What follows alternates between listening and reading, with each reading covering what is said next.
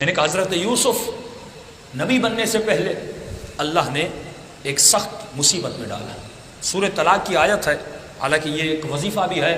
جب امام خمینی رحمۃ اللہ علیہ آیت اللہ العظمیٰ حسن علی نخودکی بہت بڑے وقت کے عارف گزرے ہیں، ان کے پاس گئے اور کہا قبلہ مجھے علم کیمیا دیجیے۔ علم کیمیا ایک ایسا علم ہے جس سے آپ لوہے سے سونا بنا سکتے ہیں۔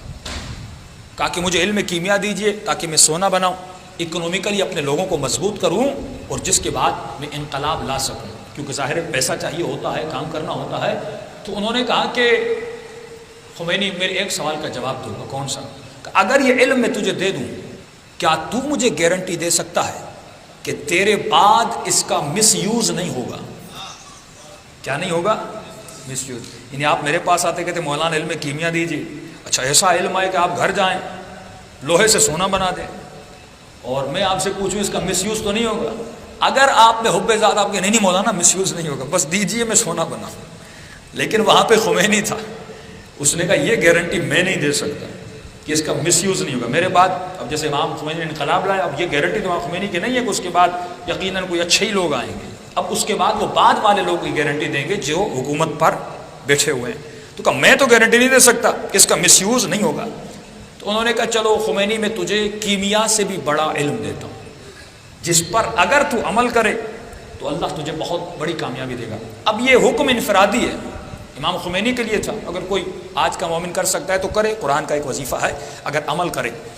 ہم نے یہ عمل کیا، واقعی اس سے بڑے فائدے ہوتے ہیں، مشکلات بند راستے سے کھل جاتے ہیں۔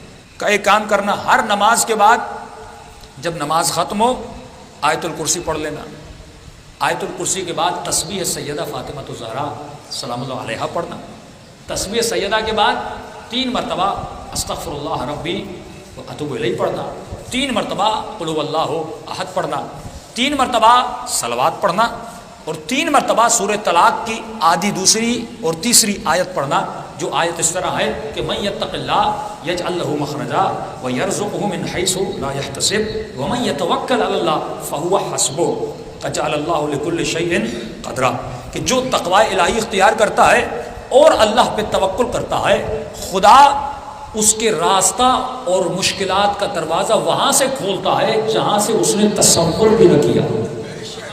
یعنی یوسف نے سوچا بھی نہ تھا کہ بند دروازے کھولیں گے، اس نے بند دروازوں کو دیکھ کر توکل کیا اور آگے بھاگا، دروازے خدا کھولتا گیا۔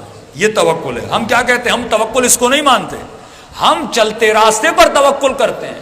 علماء فرماتے ہیں توکل کی آخری منزل یہ ہے کہ تو بند راستے پہ توکل کرے، جہاں پہ تجھے کسی بھی نوکری کا آسرا نہ ہو، سارے راستے بند ہو جائیں اور ایک ہی نوکری ہو جو حرام کی ہو، یہاں پہ تجھے توکل کرنا ہے۔